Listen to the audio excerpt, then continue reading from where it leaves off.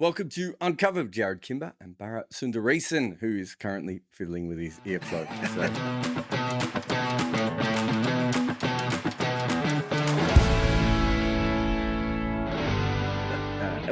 We'll get to the show in a second. No, let's start. The India-Australia Women's T20 International. There's so many things we have to say before, to explain a game these days. I just realized I could have said bilateral as well, just because it feels like there should be a World Cup every 5 minutes. That was played the other day. I wouldn't say I was ignoring it because I knew there'd been a ticket story early on, classic Indian style, where you can't get the tickets at the ground. You have to go to a random place in the middle of nowhere. And when you get to that random place, they then tell you that's not the random place that you need to go to. My favorite one, I can't remember if you were there or not, but for the first week of the World Cup in 2016. 2016, yeah. When we were in Nagpur, and to get the tickets, you had to go to the old Nagpur Stadium. Oh, yeah, to get the tickets. Oh, that's and classic. So the World Cup, so the World Cup started, and of course, everyone suddenly went, "Oh, we should go to the World Cup. It's in Nagpur." And then, of course, everyone tries to go, gets to the ground, and as you know, the ground is not particularly close to the city, so they had to go back. Anyway, I still remember that. There was 12 people in the ground for the start of the first game, and 3,000 people turned up halfway through the innings. So I was partly paying attention to it, but not that much. And then Australia made 187 for one. And I was following India's chase on and off all the way through until it got to the end, and they needed 14 runs off the last over from Megan Shute. And I was thinking, well, she goes at about a run a ball or T20 cricket, so chances are she's going to get Australia home.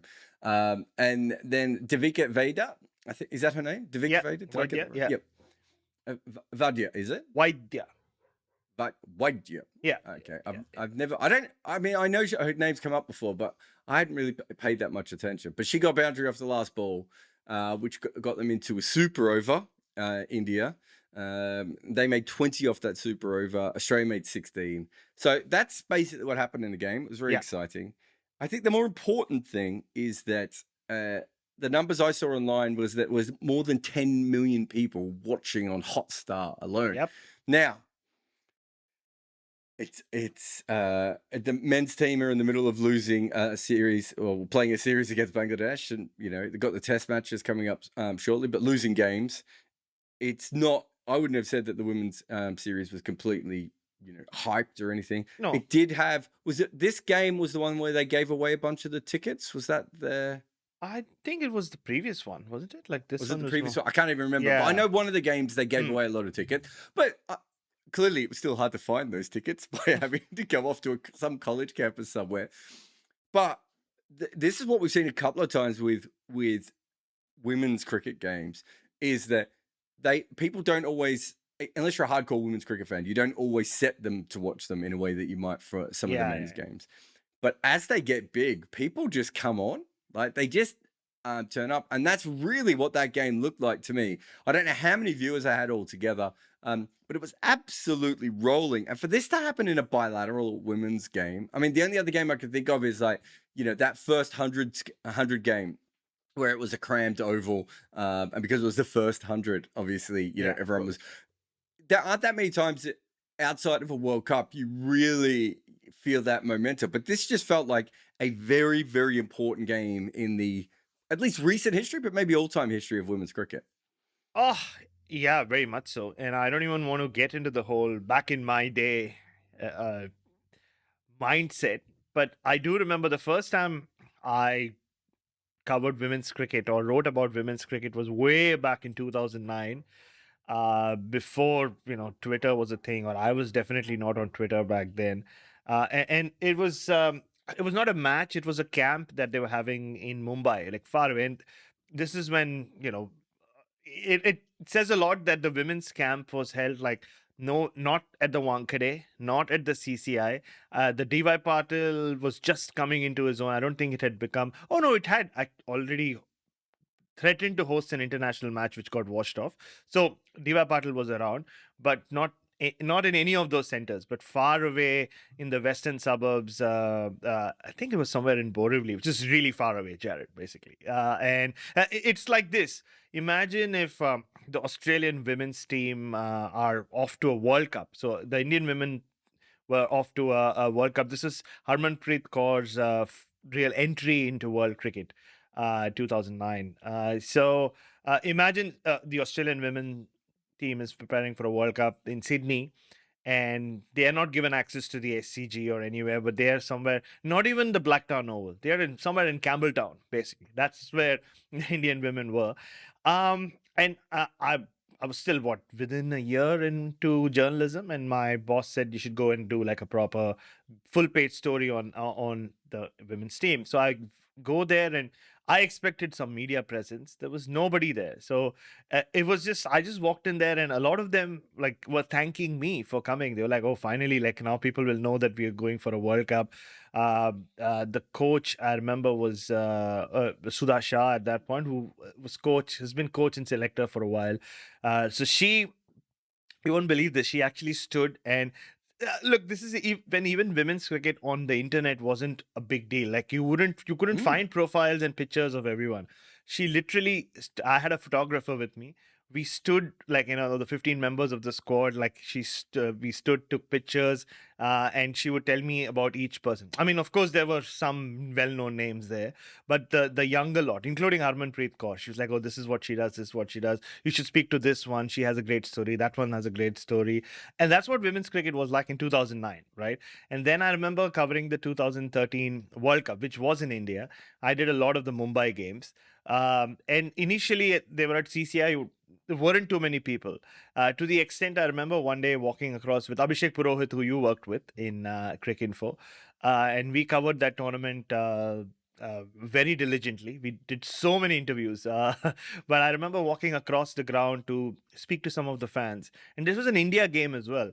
And some of them were there because it was lunchtime, and they just thought, why not just have something, watch some cricket while we're eating food. Not many of them were sure of who was playing. And I remember Trish come and he made 100 in that game, the one that I'm talking about. And there was actually a guy from Japan, which I will never forget, which has no relevance to what we're talking about. But there's this guy from Japan who was trying to learn the sport of cricket. He had like some app on his iPad, and he was trying to learn about cricket by so I tried having a conversation with him. He wasn't very happy to be disturbed by some random fellow while he's trying to learn a sport. Well, I don't know where he is. Hopefully he's become a massive cricket fan. Maybe he's the captain. He's now the coach of Japan. Coach of Japan. He very well could be. And that's how his story began. So I remember as that tournament developed, though, there was more and more interest. And Australia and West Indies played a very tightly contested final, though Australia ran away winners eventually. It was Elise Perry's broken leg game. It was very much so. Holly Furling was the big star, I remember, in that final. But because they were just there in the same city, playing on the same ground over and over again, I think they used some other grounds as well. They played some games at the BKC. And because it was a World Cup, I think by the end, even the final had a decent crowd, despite India not playing. So I think that's when I realized that if it just needs that, it has to become a routine, right? Like people watching women's cricket or whatever it is. If it's a new format, a new sport, like you spoke about the 100, you just need to get people into the routine of just getting there and coming, and then they start and then leave it to them to start appreciating what they're seeing. I think that's the thing. I'm trying to remember. Someone was talking about a women's sport this week, and I can't remember which women's sport it was, but someone in America, and they were trying to say, oh, well, the reason that women's sport hasn't been funded correctly is because people don't watch it, right? And what they don't understand is that women's sport was purposely pushed to the side over and over again. So in cricket, for instance, we had a women's professional league in the 1800s in the UK, and it was terrible cricket, right? Like literally, they recruited women not based on their cricket. They just had to be essentially look like models from what I could tell from the ad. But people still went and watched it, right?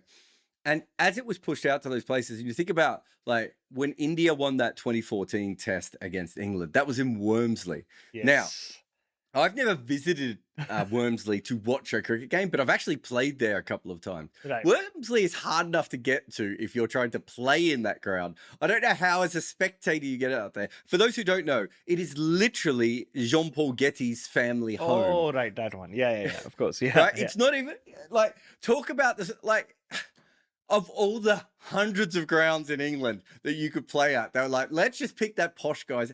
So when you are playing games in places like that with bad public transport, where people don't generally go to watch cricket, all those sorts of, I don't know what the facilities were like for that particular test match. I know the England women played there quite a bit, but it's not a professional cricket ground. It has a bunch of tents around. When I played there, they gave you a PIMS as you went out to bat. Oh, of course they did. Hopefully Matali Raj didn't get off with that, but you never know. But the point is that you do actually need to build it back up. And when people go, oh, people don't watch women's cricket, they don't understand that that was on purpose. Like, men just pushed it to the side as much as possible. It's interesting how quickly that has changed. And this being I know it was a good game. Don't get me wrong. Good games help, but it's not the only good game we've ever had in women's cricket. Oh, and of course, like, how many great games of women's cricket were never even broadcast in the first place, let alone being in good grounds. I just think it's a really important moment again in women's cricket development to have what was a game that caught fire, that realistically, and when I say it caught fire, there was Chris Addison, the English comedian who was in the thick of it and all those things. He was tweeting about it, and it's not an England women's game. It's not a World Cup game. The fact that people were actually following it and getting excited by it, and some people getting excited by the crowds, some people were getting excited by the viewing figures, but a lot of people were just like, oh, it's a tie. Oh, it's super over, right? Yeah. I just think that, it really does show that at a certain point, you just have to have it out there. And obviously marketing helps and right time zones and all that sort of stuff. But on a very basic point, if women are playing enough and they play enough cool games, people are just going to flick onto it, right? Like if you're watching, I'm trying to think what was on at the same time. I don't think there was another game on, but let's say there was, I don't know, like, South Africa men were playing, New Zealand men, and that's a boring game. Yeah. It just gives you another option to flick over, right? Exactly. Like, you and I basically live 90% of our life flicking between cricket games to see what the more exciting one is. Exactly. Yeah. No, you're right. You're right. I mean, and like I said earlier, like you've been saying, Jared, it's about like putting them at, putting these games at the bigger venues. We've seen it with the WBBL as well, right? Over time. Yes, it's important. North Sydney Ovals become the home of Australian women's cricket in the sense, and I remember speaking to Matthew Mott about this three years ago when the WBBL kind of broke away from the BBL and got its own space. And that's what he said. He said the beauty of the North Sydney Oval is you feel it's so inclusive, right? You feel like you're there. You're part of the whole. You're part of the whole caravan of the WBBL as a fan. He was speaking about how his son was so into WBBL, and he was looking up to all these female cricketers. The whole obviously at that age, gender doesn't play as big a role, I guess, but which is great. And this is 3 years ago, since the WBBL has just grown in strength. And coming back to what you were saying about where they host these matches, prime time, and that's been an issue for the BCCI. Often the women have played at a time when the Indian men have also been playing, and they've always been criticized for that. But that's hard, to be fair, because the Indian men are always playing. That is also true. Somewhere Shikhar Dhawan is playing an ODI. Yeah, I want to look at Shikhar Dhawan's ODI numbers. He might have played 400 games by now. I have no idea, because every time you look, Shikhar Dhawan's playing a one-day somewhere. So to have the Indian men away, and look, India and Australia, it's become quite the rivalry between the women's team. Like India ended the Australian women's world record ODI run last year in Australia, if you remember. The test match on the Gold Coast, which I did cover under lights, could have gone either way, right? I think India had made as much of an impact on that as the Aussies did. Smriti Mandhana made that beautiful 100. So that was a closely contested series. And a few times now in World Cups, they've had some tight games. India have beaten Australia, Australia have beaten India. They, of course, played that famous final just before COVID struck in 2020. So it's a nicely developing rivalry between Australia and India. So that helps as well. A lot of these Australian women's players are now big names in India, right? Like, and not just, I'm not just talking about the Perrys and the Healys. You're not just talking about Alyssa Healy for fighting with Boria on Twitter. Yeah, exactly. Or going after some Indian journalist who said something about Mitchell Stark. Maybe I'm just guessing. But I'm just kidding. But like even Alana King, for that matter, right? Like, you know, and cricket gets consumed differently in India, right? Even if people are watching, or whether they're watching it or not, they read a lot about cricket, so they know a lot about these players, even if they haven't seen them in the flesh or even seen them a lot on TV. So I think that helps as well. And the DY Patil is the perfect venue to host a game like this. Because of if you understand how Mumbai has developed, it's in a place called New Mumbai or New Bombay. But there's been so much. I only know about the town, and you know that. That is true. Yeah. So it's on your way to Pune, as you well know.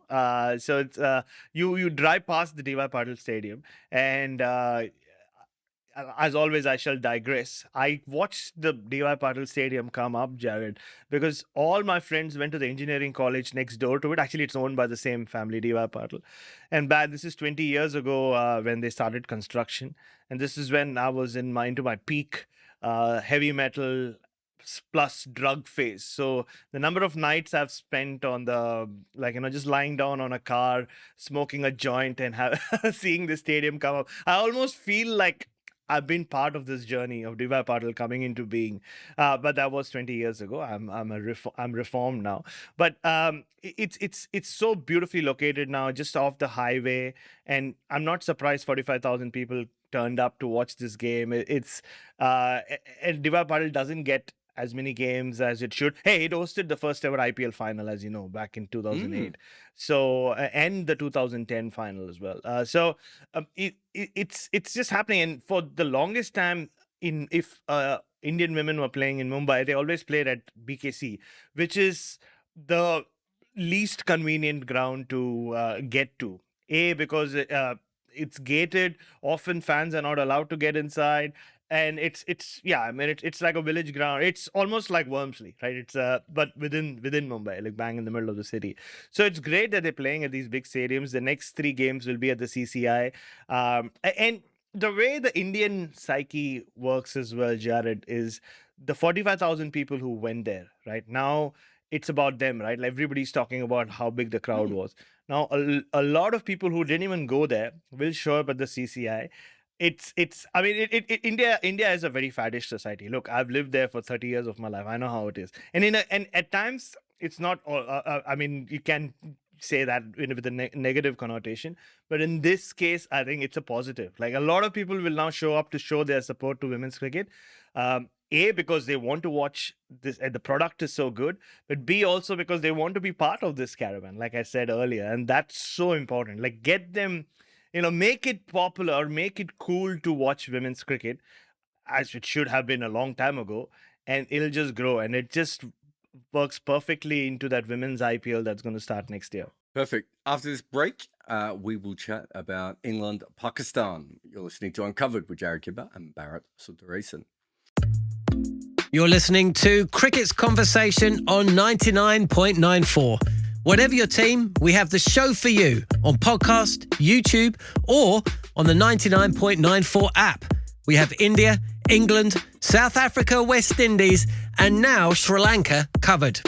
If you want to find us, the best way is to follow us on social media at 9994DM by downloading the 9994 app or Google 99.94 on podcast. We speak cricket. All right, welcome back. Me and Bharat still here. So I think it's worth talking about England, Pakistan again. But I just want to talk about one thing that I do find interesting. If you look at what Australia did in Pakistan and you look at what England is doing in Pakistan, there's probably 2 things one thing that's very similar and one thing that's very different. The thing that's very similar, of course, is that Pakistan are playing shithouse, and we'll get to that in a moment. Yes. Maybe shithouse is wrong. They did pretty well in this test in the end, but they're not winning anyway. They still haven't won a test in 5 tests against those two teams. But the second thing is that what England have done through this Bazball, and we talked about it a little bit last week or the week before, is that they've actually won 2 tests by batting quicker. That first innings is quite interesting when you look back at this test. And I remember a lot of England fans, it was the first time I saw the Bazball start to crack a little bit, right? And they were just like, oh my God, did they lose 7 wickets to the sweep shot or something? Which I don't think is the most. I reckon there was a test I covered in Gaul or Candy when there were even more sweeps where England went out. So it's not like it's the first time they've ever decided just to sweep beforehand.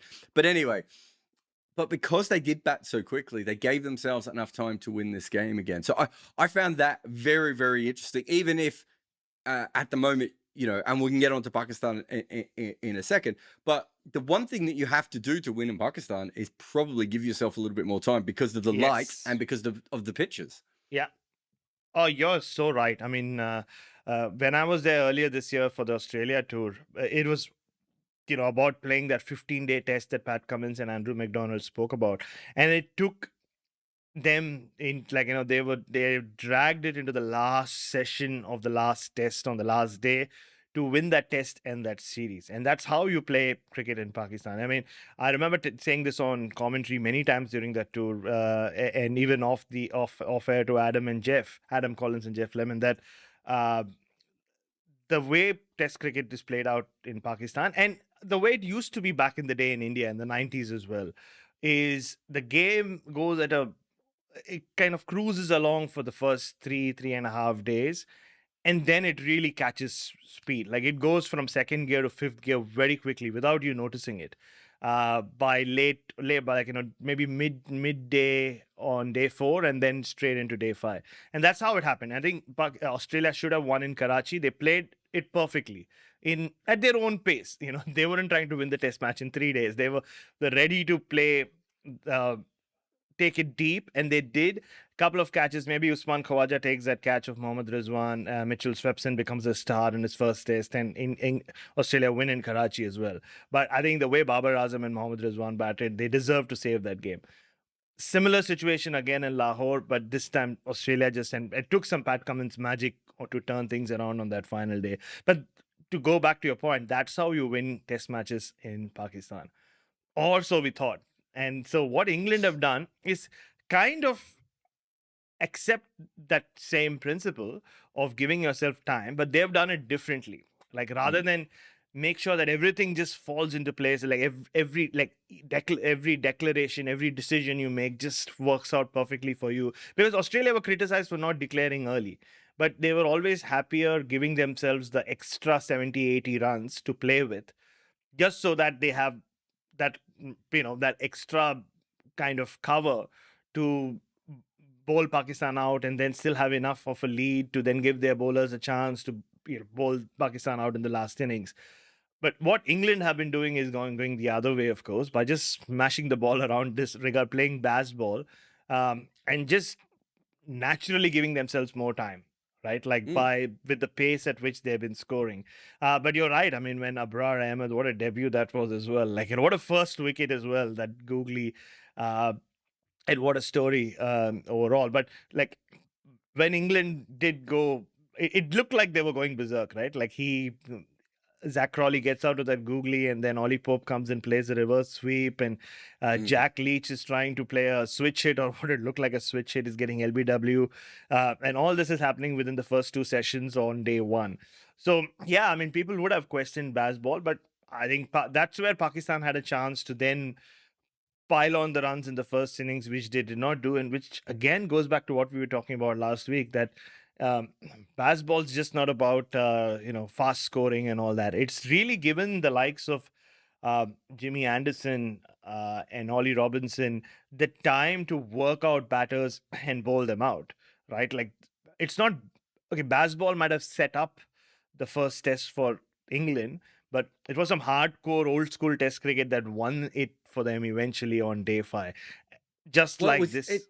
but at the same time, what is interesting is that I think that I think you're right, and some of the bowling and even some of the treatment of their bowlers, I thought was quite interesting in the way that England went about it.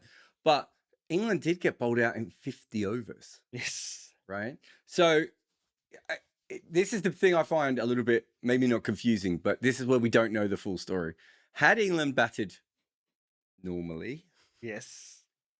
do they bat for 70 overs, 75 overs, but might actually have made 230, 220? Yeah. Right? And so the whole thing's interesting. No, but you're right. The bowling, the fielding changes. I think it was, it must have been the first innings.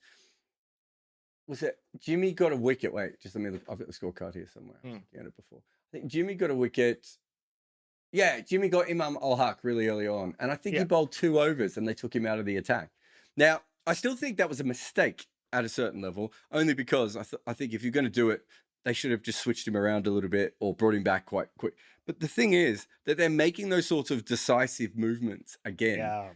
And there really is, if nothing else, they are backing the decisions they make. And I remember when teams were, do you remember when Steve Waugh had all the slips, right? So you went from Alan Border being quite defensive to Mark Taylor being quite defensive, but in a tactical way, to Steve Waugh not at all being tactical and just going, I'm going to keep 4 slips in for as long as possible. And eventually you're going to nick to one of these slips, right?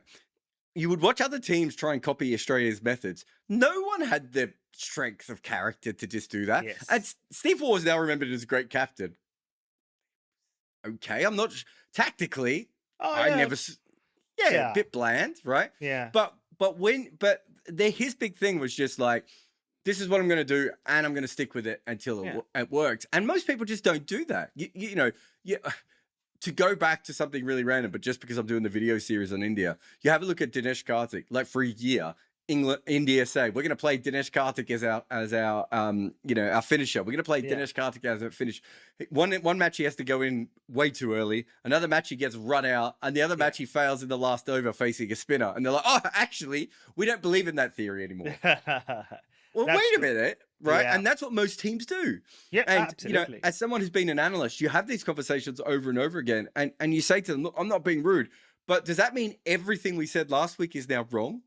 Yeah. And usually the team will say, yes, that's why we're changing everything. And I'll be like, I don't know if that's true. So that was one thing from the sort of the Bazball and the new method of English cricket that I actually am really enjoying, which is we believe that we're doing the right thing, and so we're going to do it, which is not really what most teams do. They kind of react to what's happening rather than going, no. It's almost like England are playing algorithm cricket's wrong because that's what Joe Root did. But it's almost like they're saying, we're going to put this in our favor, and even if it doesn't work, we believe that this is what's going to come out. Yeah, I mean, to sum up what you're saying, they're just following through with what they're saying over and over again, right? Like when they won in Rawalpindi, even I was a little skeptical, I'll be honest. I was like, okay, let's see them do it and follow through with it on a turning pitch. And this wasn't a raging turner, but like it wasn't as flat as Rawalpindi. The bowlers definitely had something to play with. And Abrar Ahmed was bowling beautifully. And they weren't picking him either. They weren't picking him from the hand. But they still kept playing their shots. They kept following through. And just to go back to Steve Waugh and captaincy, and even if, Steve Waugh used to just throw the slips in, and like you said, he used to attack. Another Australian captain who I thought, was way more skilled as a captain or tactically so much more astute was Michael Clarke. And I always have credited him for having made Nathan Lyon's career, who just now took his 450th wicket. I'm sure we'll talk about that test match later on in the show, because he would give Nathan Lyon or bring him in the 8th over, 9th over, even in Australia, often in the 11th over.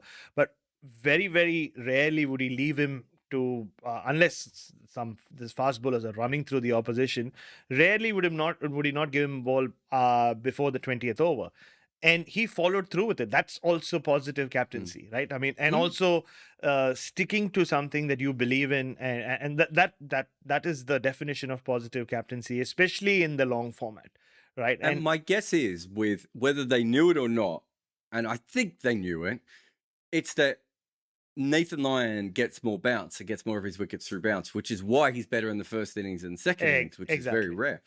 And so from that perspective, right, it's like, again, the easier thing to do is go, no, we're going to use our quicks, we're going to use our quicks, we're going to use our quicks. And then later on, it's that kind of decisive kind of thinking that I think at the moment England has. And it's not that, I think with Joe Root, you watch Joe Root as a player, and I've never done this video, but one day I'll get to it. Just, he basically does play cricket as an algorithm. It's incredible when you look at all of his different decisions. Captaincy, though, it's like that was the one bit that he like held himself back from. Yes. Right?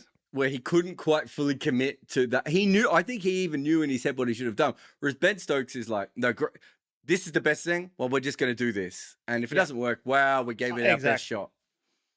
Oh, yeah. And I think it's a personality thing as well. But Joe Root's an interesting one, Jarrod. And I was thinking about it the other day in this Bazball context.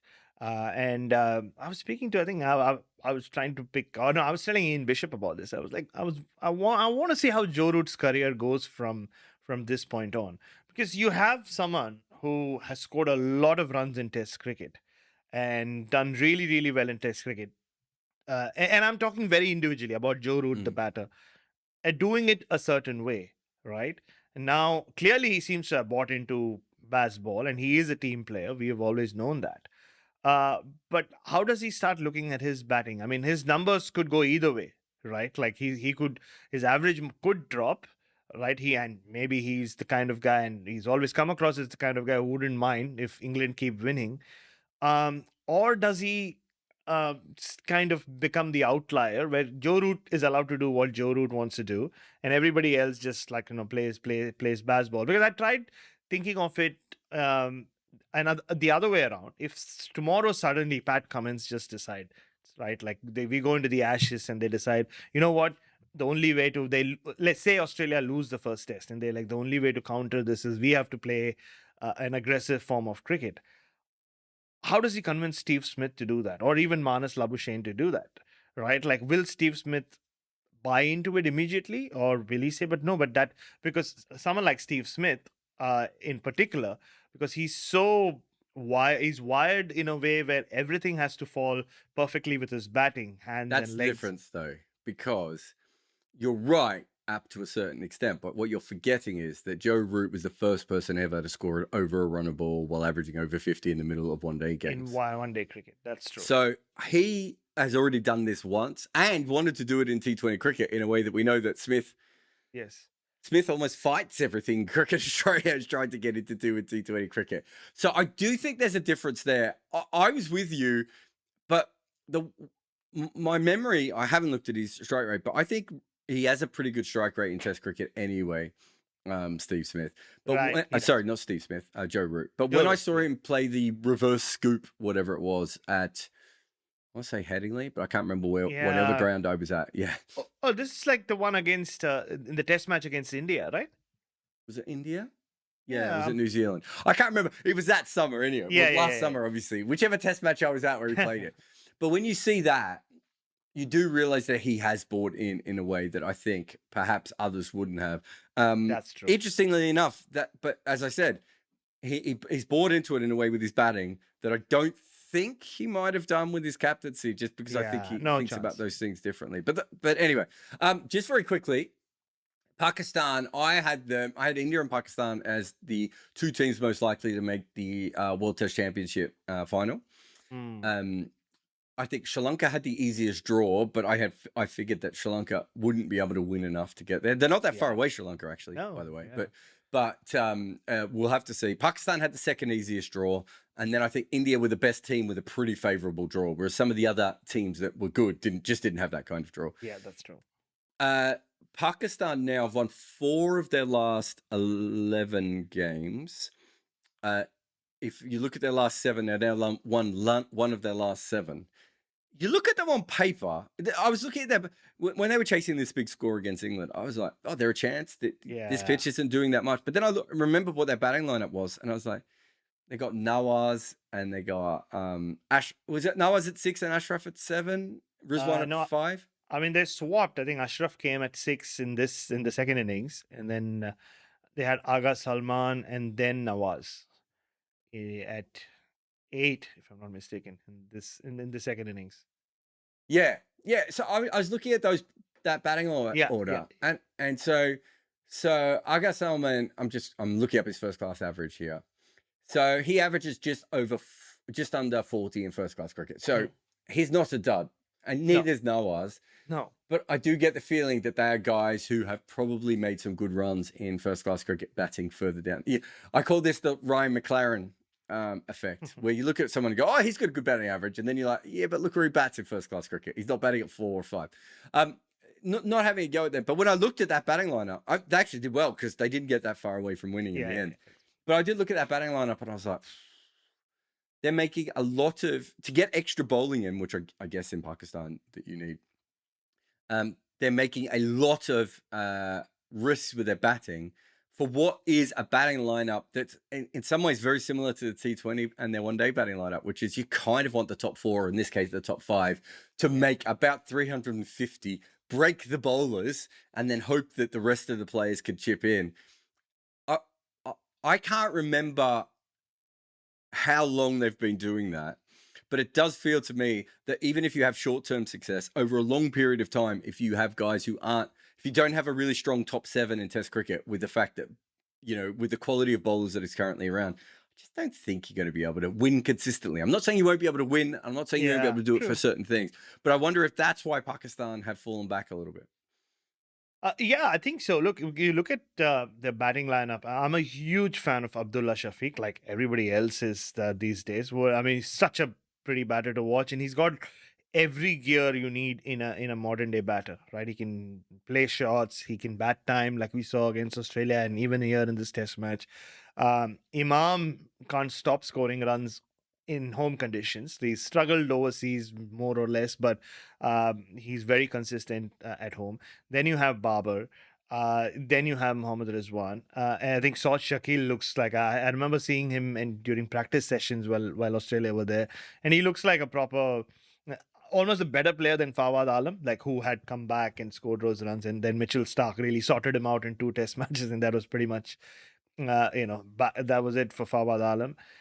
But then, the makeup of the team, and also because their bowling lineup never stays settled, right? Like, that's another big problem. I think Pakistan, if you look at their record, Jarrod, I'm pretty sure Pakistan have done they've been at their consistent best in Test cricket when they've had one proper spinner who gives them wickets very, very regularly. Whether it's when Yasir Shah was playing, or before that Saeed Ajmal, or Saqlain Mushtaq, or even when Danish Kaneria would have those years where he would take a lot of wickets. I think the problem for them has been that they've just struggled to find that spinner. Like when we went there earlier this year, it was Noman Ali and Sajid Khan, who at that point looked like they were settled. They were the Test spinning duo.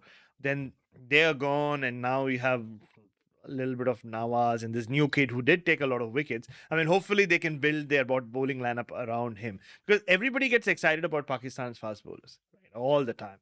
Naseem Shah, or like go back in time, Mohammad Amir, and all these guys. But how often do they play more than 2 series on the trot? Well, and the other problem with Pakistan is they throw, like, they throw these bowlers in, they take a bunch of wickets straight away, and they fail for a couple of tests and they disappear. And they don't have those sort of, and that's what I'm talking. That's kind of what I think the problem with the batting lineup is. If they had Fawad coming in at number 6 and Rizwan at number 7, right? And they got rid of this all-rounder stuff. They were just like, okay, here are our 7 best batters. Yes, exactly. And here are our 4 best bowlers. They then have the ability to kind of win games in either direction. Yes. Right? Whereas at the moment, it's like all the pressure's on your top order, and then you've got a bunch of guys whoever the most hyped young bowler is suddenly coming in, or then they'll pick like a 28 or 29-year-old sort of middle of the road bowler, and I'm not saying these guys are talented, because they're clearly taking wickets domestically. And then the third problem when it comes to home cricket is they pick these bowlers who do really well on these helpful first-class wickets. Right? Exactly. And then they play in a test match where that's the exact wrong kind of bowler. They're almost doing the inverse of what New Zealand cricket did, which is, when New Zealand cricket went out of its way to make sure that that they were preparing for test cricket. It's almost like Pakistan's going out of its way not to prepare for test cricket.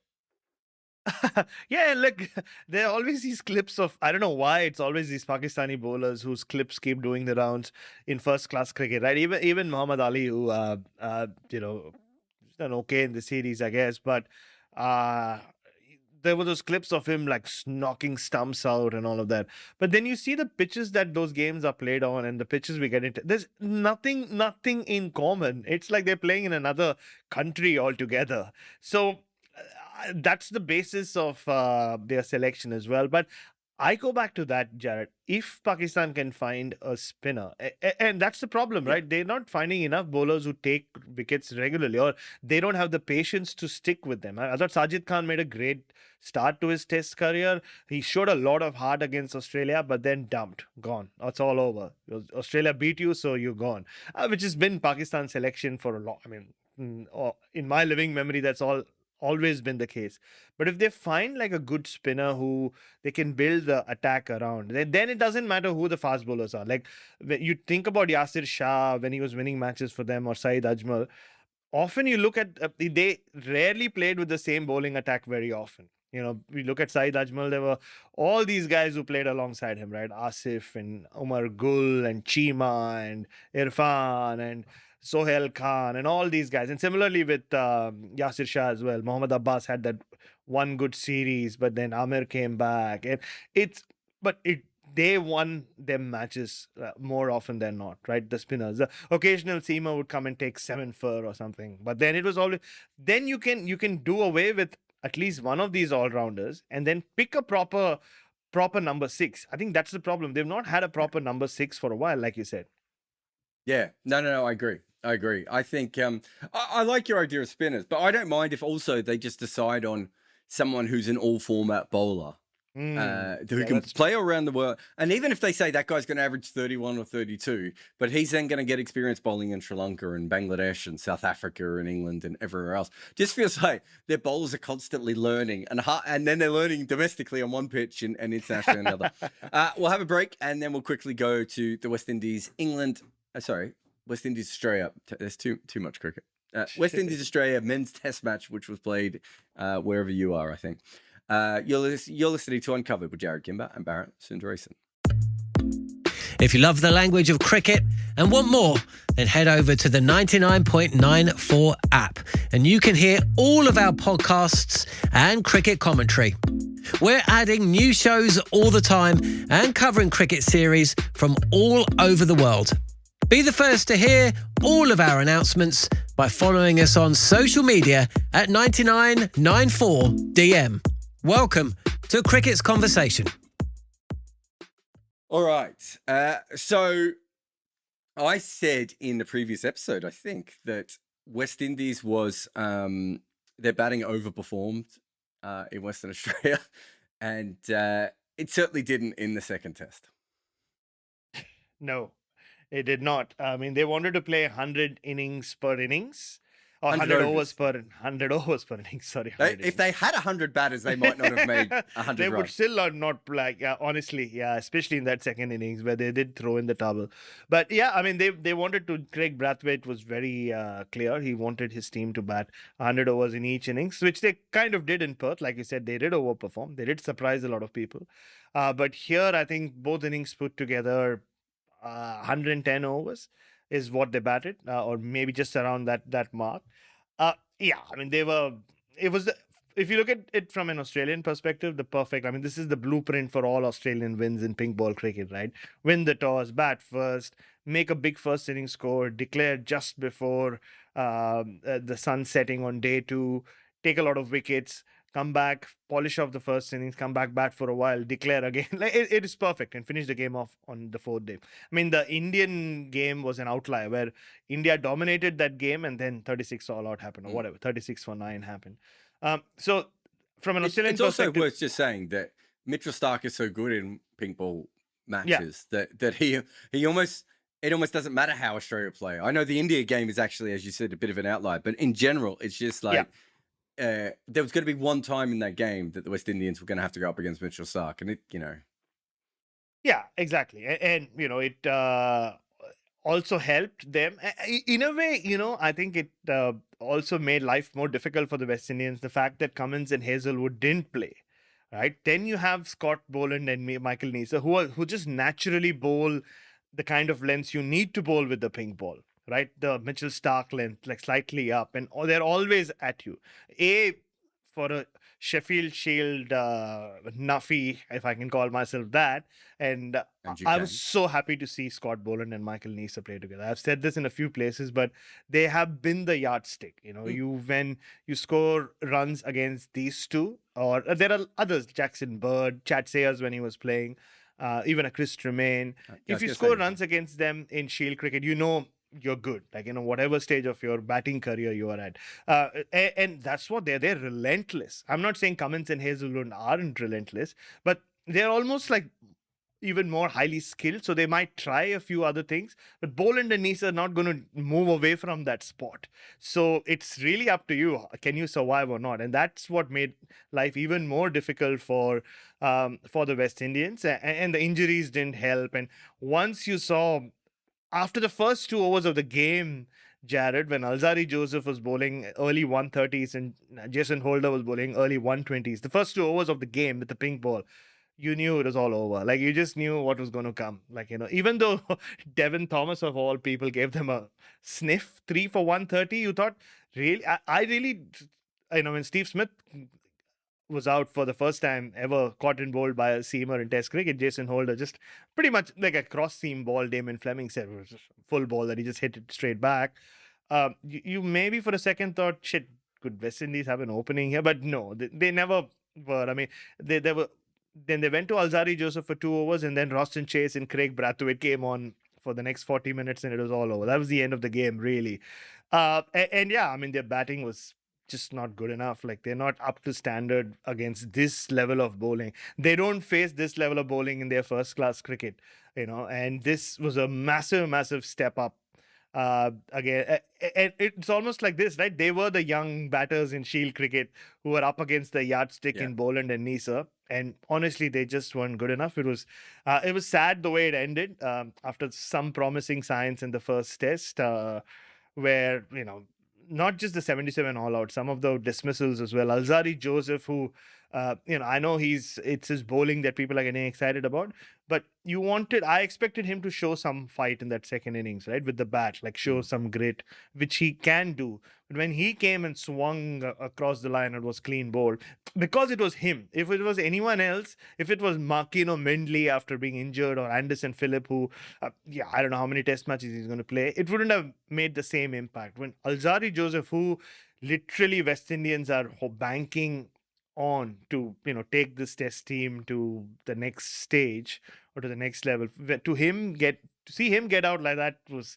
sad. I know a lot of people have argued that a loss to Australia should not be counted as the sign that the West Indian team are struggling. Look at just what they did earlier in the year. They won against England and Bangladesh, but it's not the fact that they lost, it's just how they lost. And the incentive, Jarrod, I mean, I think I said this last week as well, just speaking to Roddy Estwick, or maybe I didn't, speaking to Roddy Estwick here in Adelaide before this test, he pulled me aside and he said, we were speaking about what needs to happen for this West Indies team to start getting some more results. And he was like, but we are slated to play 18 test matches in the next 5 years in our FTP. So if you are Tej Narayan Chanderpaul, if Roddy Estwick saying 18 tests, must be 18 tests, unless he's got the number Roddy wrong. Estwick is never wrong. I start all conversations from that Absolutely, spot. Yeah, exactly. He had predicted, I won't get into the details, but I bumped into him before the 2019 World Cup, or before the first game of the 2019 World Cup, I think in Nottingham. And we were speaking about Jofra Archer. At this point, Jofra Archer had not played a World Cup game. So this must have been before the opening game. and he predicted Jofra Archer's career, and he's known Jofra Archer since Jofra Archer started playing cricket, as you know. So he predicted his England career, and so far, like I said, I won't reveal what he said. It's gone exactly how he predicted. So we'll see how he comes back from where he is. But Roddy Estwick said if they have just 18 tests, so if you are Tej Narayan Chanderpaul, everybody's excited about him. Yeah, he did bat well. He showed fight. He showed some courage, even though, like Ian Bishop said, Ian Bishop got a call from Shiv Narayan Chanderpaul the morning after he became a happy hooker and he started hooking at everything the second evening. And apparently Shiv Narayan Chanderpaul asked Ian Bishop, and I can say this because he said this on air, bro, are you still in Australia? And Ian Bishop was like, yeah. So he's like, what the hell is Brandon doing? Can you have a word with him? Why is he hooking at everything? Like, when West Indies are looking to bat time and trying to take this deep. So he's played 2 test matches now, and everybody on commentary everywhere saying, oh, he could be a long-term opener for West Indies. But what is long-term? Because if he's going to play 18 tests between now and the time he turns 31, he's 26 now. So at 31, Tej Narayan Chanderpaul, even if he averages 50, even if he averages 60 with the bat, say, he would have just played 20 test matches, right? Like, what's the motivation? Like, what's he going to get out of that? Unless he's trying to get a county deal, right? Yes. It doesn't make that much sense. So, I mean, me and Mash have talked about this on, the West Indies on 99.94 podcast before, which is, they actually have a decent test team. They do. It's not a bad test team at all. I didn't think it was going to transfer to Australian conditions, partly because I think in Australian conditions, unless you get a very, very flat SCG pitch, I think you need to be able to score at a decent rate just to keep the pressure back on the bowlers a little bit. It's not like Pakistan where, India and Pakistan, when they have flat pitches, you can just kind of bat time. That doesn't... In Australia, you have to put a little bit of pressure back on. So I thought that was always going to be their problem. And while I like their bowling, I don't think it's as strong as it was a couple of years ago. Maybe a peak Shannon Gabriel, and if if someone like Obed or O'Shane had become a test bowler, they might have had the quality and variety they would need for somewhere like Australia. But this is exactly what I expected. The other thing that I found really interesting though about all this was, every time West Indies play bad in a new location that they haven't been in for a while, you start to hear all the same old zombie myths.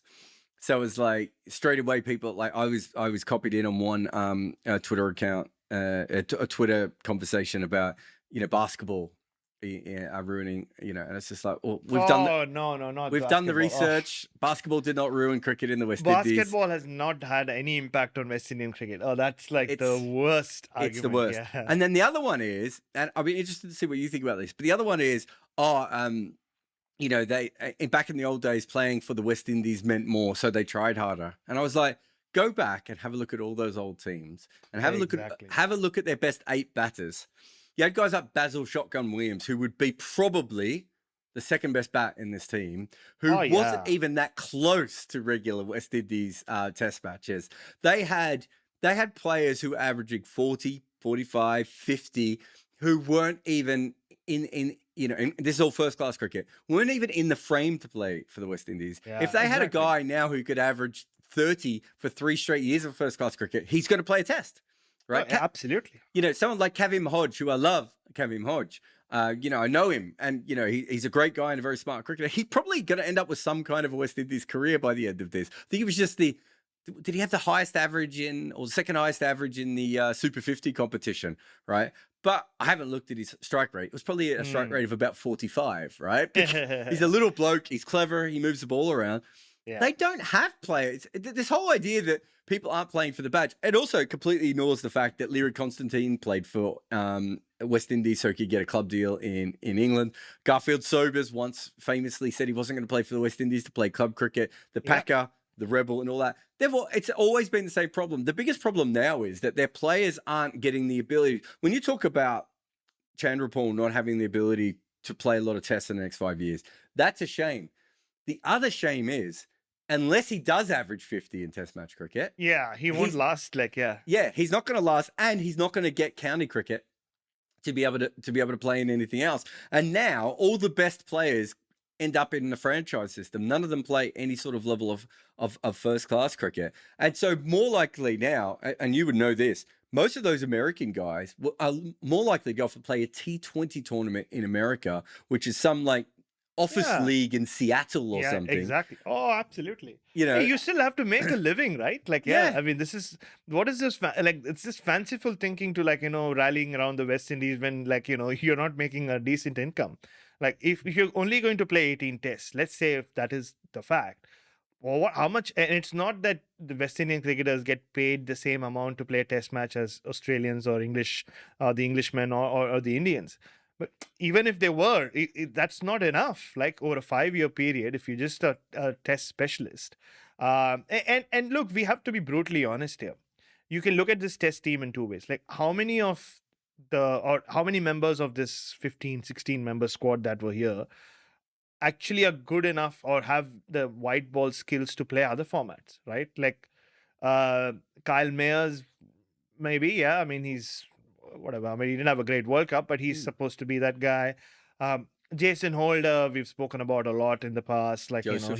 He's got an Alzari Joseph for sure. Roston.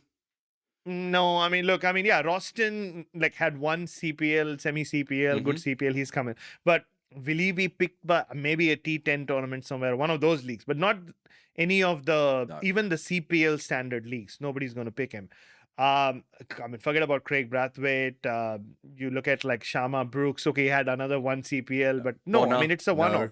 Is he going to have a long run in the CPL to start with? No. Jermaine Blackwood, same story. Can't get in the CPL. Blackwood for years. I mean, yeah. Exactly. Joshua De Silva, I don't think he's CPL or he's... I mean, he's not going to get... maybe he'll play CPL regularly, but he's not going to make a splash in T20 cricket. So, I mean, the fact is, like, when you see this test team, they're basically a bunch of cricketers who are good in this format, I guess, but also guys who don't have the white ball skills to make us, or yet, I mean, they don't have, not at this point. Those who do have left. Shea Hope, I mean, they tried giving him a test career. Like, you can look at it in many ways and say, oh, it didn't work out for him, but, he's not the best T20 talent going around, but he's still got the white ball skills to get a gig somewhere, right? He's got enough. He scores enough runs in 50 over cricket to get a gig somewhere. And so many others. We don't even have to get into the Purans, and I still don't get the Nicholas Puran argument because he never played first class cricket. I mean, he never wanted to. So this whole thing of no, he's a big loss to Test cricket is ridiculous. He did. It's not that he never wanted to. To be fair, he had the fight with Trinidad. Yeah, he did. Yeah. I mean, but he could have come back and eventually he could have come back and played a lot more first class cricket. That's what I mean. Yeah. Like, yeah. But like, he played a couple of games for West Indies A, didn't he, to show that he was interested? Yeah, but he did. Like, I mean, I think that's fair. I mean, it's interesting now. We're a long way away from where we were when Kyron Pollard actually played first class cricket. Andre Russell. Yes. When I first heard about Andre Russell, it wasn't watching him play. It was a scorecard. He came over to play. I can't remember if he was playing against India A or England A, but it was in England. And I think he made 70 or 80 off 50 or 60 balls and then took a 6-for. I think that's right. It was something like that. And I went down to watch him play against India A couple of weeks later. They were playing at Whitgift, the school where half the Surrey team come from. And I was just watching him going, what the... Like, and so I just don't think now... And I tell you what, a couple of years later, I reckon 3 or 4 years later, I saw Ruckin Cornwall, Odean Smith, a couple of the others playing against India A at Beckenham as well. I don't know why all these games are in South London, but luckily for me, they are. And so, again... those players, I wonder if the next generation will even see those sorts of players even coming through first class, cricket and A cricket. That's the bigger problem, because I think what you're saying, in one way, is that, if you take away sort of Chander, Paul and Brathwaite, who realistically I think are test quality players, or at least fairly close, there's a lot of other guys who are there because they're there. Yes, right. Exactly. This isn't a team of, I don't know, Vernon Fernandez and Chris Rogers, right? They're not test specialists. They're just not good at the other formats, which is a completely different argument, isn't it? Exactly.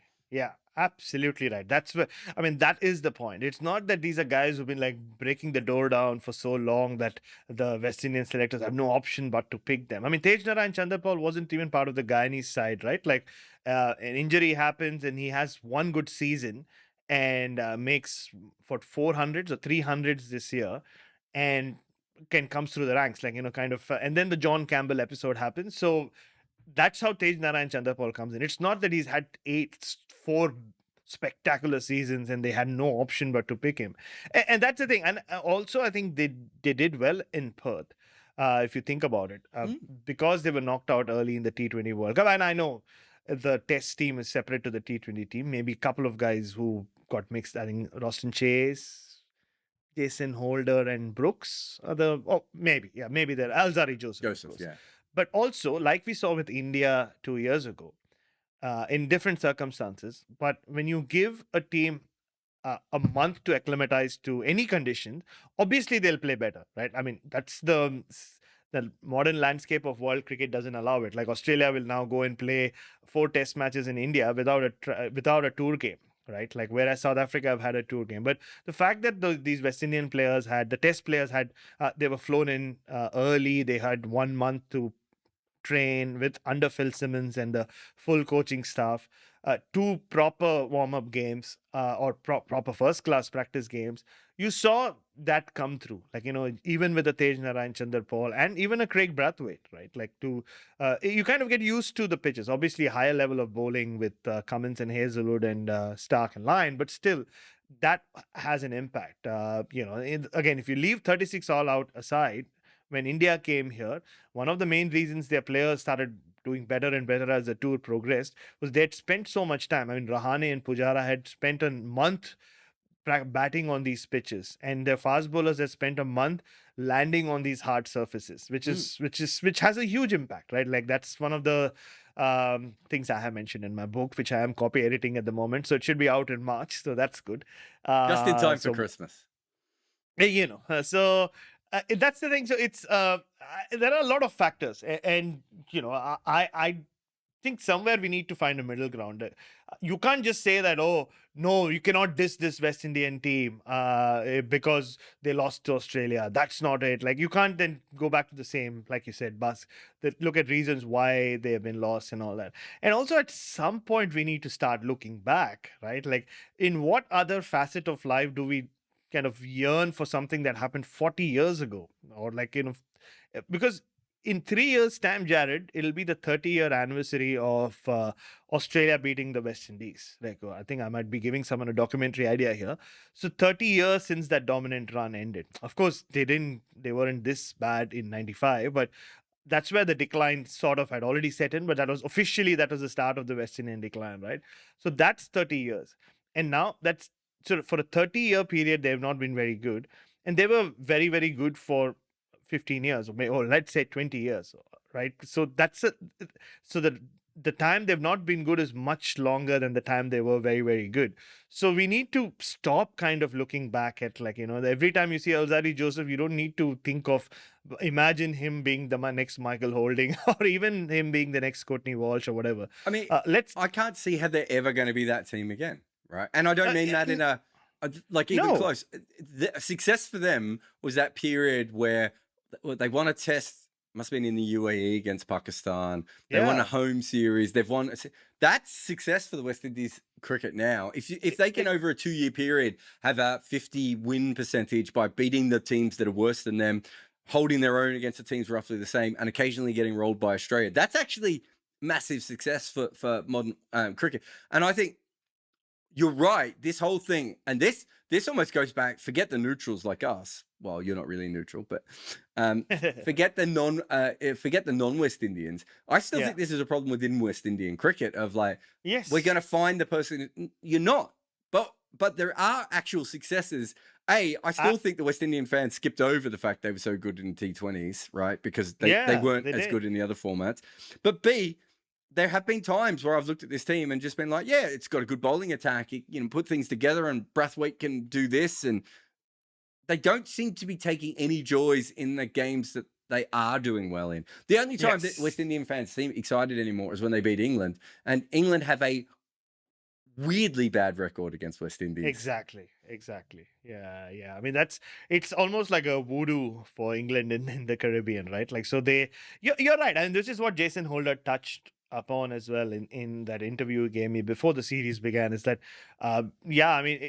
success and failure for every team has to be relative, right? You can't say that, look at this team doing what they've done and compare it to any other era, right? Like, because that's what West Indian teams have been doing for a while now. I mean, when was the last time they were, semi-competitive?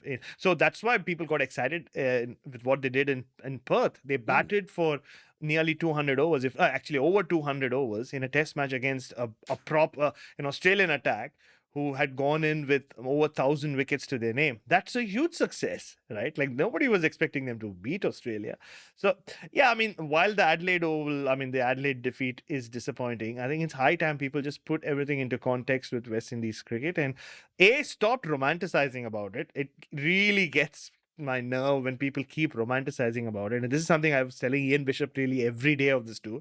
I was like, if world cricket wants stop. Either you stop romanticizing about the fact that, world cricket needs a great West Indian team, or you start doing something about it, right? 18 test matches is not good enough, right? Whatever reason. If you want West Indies team to be competitive again against all comers, then you have to give them more test matches, right? Tej Narayan Chandrapal should have 40 test matches, not 20 test matches in 5 years' time. Couldn't have said it better myself. Like I was, like you were my puppet and I stuck my hand up your bum. I'll talk to you again next week.